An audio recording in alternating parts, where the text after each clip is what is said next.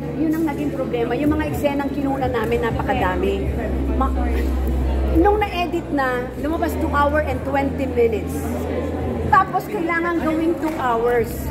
Nakakalungkot na ang daming kailangan tanggalin. So, pag nagtanggal ka, definitely, may mga scenes na magsasuffer. Eh, doon ako nalulungkot. Kaya sabi ko, sana ma-edit na tama. Kasi minsan ang ganda nung eksena, may mga face, gano'n. I-shorten, nakakalungkot. Yun yung sabi ko. Kaya, pero I think, nagawa nila ng paraan na ma-edit nang hindi nag-suffer yung mga magagandang scene. Kasi imagine 2 hours and 20, kailangan gawin mo. 20 minutes of mga shooting namin of the movie mawawala. Yun ang medyo ko doon na what are we gonna do, di ba? Kasi 2 hours and 20, hindi naman pwedeng ganun kahaba. Kasi ang haba ang haba ng mga eksena namin doon talaga. Sa totoo lang. Isa po rin sa inaabangan yun, syempre sa award site ng Metro Manila Film Fest, Best Actress mo. Alam mo, hindi na ako masyado yung how will you say this? Oo, yung kailangan ikaw ang maging best. Hindi na yun. I mean, not for anything, modesty aside, no? Total kahit paano, nakatikim naman ako eh. Sa panahon ngayon, at yun ang naging desisyon namin, na let's just make a feel-good movie. Alam mo, yung light lang, pero mag-e-enjoy ang tao manood. Kasi parang sa panahon ngayon, people are tired of problems. You get me? Papasukin mo pa, papanoorin mo pa ng, wag na. Kaya ang napili namin love story na sa iba-iba, sa edad namin, how to forgive, ganun na. Siguro sa panahon ngayon, yun na lang munang kayang i-offer. Ayoko muna isipin yung mga best actress. Ang gusto ko lang sana kumita. Miski hindi lang aming pelikula, sana kumita yung buong MMFF natin ngayon. Mabalik lang natin yung sigla ng sine. Yun ang dream ko talaga. Ate V, ang cute ni Peanut, ano? Pagmukhang mo ang lumalaki. Kamukha ko? Ako, wow! Hindi, totoo naman. Then, swerte ko, maarte yung bata eh. Artista eh. Ewan ko kung napapanood nyo. Artista eh, marunong sa camera. Pag may nakikita nyo ba? Pag merong camera, umaarte. Hindi ba siya na-consider na masama dito, TV? Hindi naman. Bata pa masyado. Parang nanganak na pa siya. Tapos ko 9 months pa lang yung apo ko. Pero nakikita ko na artista. She's also left-handed. She's curly. And she's beautiful talaga. Nangingilala na rin. Ha? Nangingilala na. Nangingilala na. But bukod sa akin, definitely I'm happy for my son Lucky and Jessie. Kaya nung una, if you notice, hindi ako pumapapel. Kasi gusto ko ma-enjoy muna nung parents. Hindi ako, ngayon na lang, kasi medyo ilang months na, gusto ko ma-enjoy muna ni Lucky at ni Jess yung anak. Ngayon na lang kasi malaki-laki na, magwa 1-year-old na. Na nagpupunta na may family bonding kami tuwing Sunday. So, yun. Every Sunday siya po. Or usually, other days? Every Sunday. Hindi yung pa hinihiram sa bahay. Ano doon? Hindi yung pa hinihiram. There was a time hindi hiram. There was a time she stayed the whole day in the house. Okay. The whole day. Hinatid ng umaga, sa gabi na kinuha. Kasi parehong may trabaho yung nanay at tatay. So, si ma'am nag-alaga talaga. Tapos naka-exercise na ako, pang-exercise. Hindi ako naka-exercise. Namiss mo magka-baby na. Namiss mo magka-baby. Kay Ryan Christian ba? Baby sa edad ko. Hindi, nag-miss mo magka-baby, mag-alaga ng baby. Sana weekend po Kay ba? Ryan Christian ba? Wala pa. Oo nga. Wala pa, huwag naman. Hindi ba stage mother, Lola siya? Wag muna, Pwede. may mga priorities pa yun. Pero, Hindi ka ba stage Lola? no, I don't think, Nag-artista. pero happy ako pag artista, maarte siya, basta maarte siya. At pag maarte siya, ako unang nag-e-enjoy. Minsan, pagkagising ko, papanoorin ko siya. Ha? At nakaka-good vibes. Panoorin ko yung ano niya. Oo, yung pag humingiti, tumatawa siya. Natatanggal ang pagod ko, napapositive yung araw ko talaga. So right now ba, TV, may mga offers na magsama man lang kayo sa commercials? Meron! Pero hindi ko pa pwedeng sabihin. Alam mo. Sa long weekend po, ano pong banding? I'm sorry? Long weekend po, ngayon parating na long weekend. Undas eh. For leaving tomorrow, mag-Hong Kong lang kami for a while. With the family. At kasama sila. Kasama sila, kaya yung apo ko. Yeah, parang Si parte Senator rin- syempre. Parang, I see you. parang parte na rin ng birthday celebration ko. Alam ko Oo nga. tuwing November, 5 days. umalis si Ate Naga. V ng out of the country. I always, basta Every tuwing November. birthday ko. Yeah, tuwing birthday ko. Hindi yung parang dalawa lang kayo ni Ralph. Ah, Isang barangay. lagi. Bisa kami dalawa nila pagpupunta sa farm, gano'n.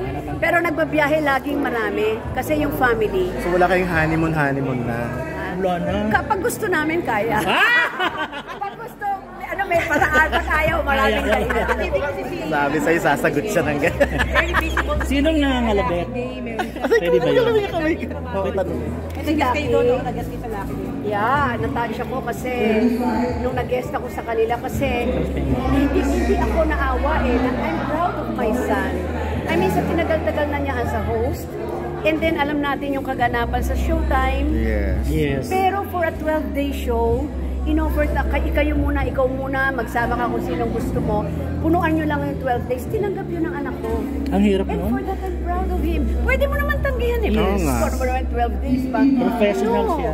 Kasi gusto lang niya ituloy. Sige, tuloy na lang natin entertainment tsaka kung ano yung mga pwedeng ipang regalo sa and for that, hanga ako sa anak ko. Kasi pwede mo tanggihan yun. I mean, offer ka 12 days. Pang takip lang, di ba? Pero tinanggap niya. And he's enjoying it. And he's giving his all. In fairness. So for that, I'm proud of my son and the team. At if ever na Last 2 days na nga lang sila. magkaroon ng extension, Pre-programming ka po. willing ka ba to join yung mga special Kung magkaroon ng extension, thank God. I'm praying for it kasi my son is enjoying. Pero kay guest na lang ako uli. Kanila yung show. Kasi baka mag-place ng iba ng date or Pre-programming daw po ng patrol. May mga ganong kwento po. Anong daw, pinag-uusapan lang nila pero hindi ko alam kung biro o totoo. Walang daming show Pero ni let's Luis. hope. Diba? Kung ano naman nag-enjoy ka sa movie na to, may next projects na bang movies na inilalatag for you? Alam nyo, sa totoo lang, sa mga offers, modesty aside, I'm buying time. Yes. Nandyan sila, pero I'm buying time kasi kamukha nun, meron sana ako yung hindi ko pwede hindi pa tsaka may anak ko hindi ko pwede So basta next year, basta meron. sa Ang dami na Marami. kapila. diba, sa ganyan but now I'm buying time because they want to start November but I said pag napili ang when I met in Tokyo I cannot because I need to promote so I'm buying time and the rest will be for first quarter next year. Ayoko naman kasi na I'm being truthful. Ayoko naman paguri na yung sarili ko. Alam mo, hindi ko sabihin. Oo naman, 30 plus ka na. Ano, tama na yung atin. O doon, gagawin ko na lang yung gusto ko. Pero para to slave myself na I need Parang to do Meryl this. Huwag Streep. na. Ang tagal ko na rin nagtatrabaho, di ba? So, gagawin ko lang yung gusto ko. Pag hindi ako happy, wag na lang. Parang gano'n. So kaya hindi mo matanggap na yung gumawa ng teleserye dahil siya. Walang oras. Yeah, in a way. But sabi nila kung I will try teleserye, sabi nila, they will make sure daw na may cut-off ako. Kasi kung yung ganyan yung kailangan na may teleserye, hindi ko kakayanin doon. Baka uminit ulo ko na. Magpapakapagod. Baka naman hindi ko na diba? Tsaka uso naman yung mga short Baka hindi lang ako episodes. ready, ha? Uso na yung mga 8 episodes lang. Mga ganyan siguro. Baka yun. Oo pwede na yun ate. Pero hindi yung pang matagalan talaga na pagod ka na. Pang Netflix yun Pasok yata ka sa doon ng TV. 2 a.m. Mas maganda. Naku, wag ka. Teleserye pero hindi pa nag-over sa'yo, hindi. Mag-guest kayo doon. Kasi sabi nila yung dati gusto pa nga niya kumbaga sa... sandali Ate B, smile lang mabibi. Ate B, hindi mo namimiss Smile ang lang politik. magbibigay ko sa inyo dyan. Hindi mo namimiss ang politik. Hindi mo namimiss yung pagiging mayor, pagiging congressman. Namimiss ko din kasi pawisan na ako. Namimiss ko rin kasi 24 years din ako. So nakabantay ako sa nangyayari sa bansa. Nanonood ako ng mga committee hearings. Alam kong inflation na nangyayari. So, alam ko mahal ng bigas, alam ko. And kahit nasa showbiz ako, affected pa rin ako. Parang kung may magagawa ka lang batas, di ba? Ba't di kayo magpasa ng ganito? May ganun na akong pakiramdam. So see you sa 2020. Kaya lang, wala akong power ngayon. Pero so may chance na bumalik ka sa Pilipinas. They want me to go back sa pagiging congressman. So Vilma 2025. Ipababa mo yung presyo Pero- ng sine pagbalik mo. Alam mo, nung mayor ako ng Lipa, nagawa ko na yan. Nagawa mo? Gumawa ako ng local ordinance nung mayor ako ng Lipa. From 30% yung, anong tax ko? Yung tax ng movies. Hindi. Amusement tax. Gumawa ako ng ordinansa nung mayor ako ng Lipa from 30% to 50%. Ang laki. Naidirect ka na pala ni Boyet sa telemovie raw. So,